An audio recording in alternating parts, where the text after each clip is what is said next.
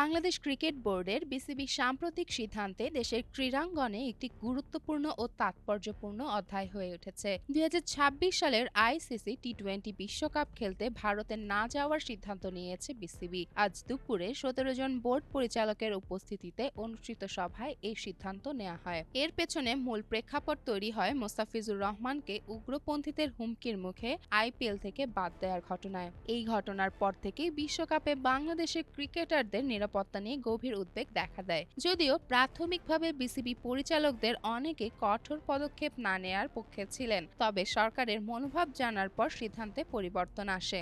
ক্রীড়া উপদেষ্টা আসিফ নজরুল এক ফেসবুক পোস্টে বিষয়টি নিশ্চিত করে বলেন, ভারতের ক্রিকেট বোর্ডের উগ্র সাম্প্রদায়িক নীতির প্রেক্ষিতেই এই সিদ্ধান্ত নেওয়া হয়েছে।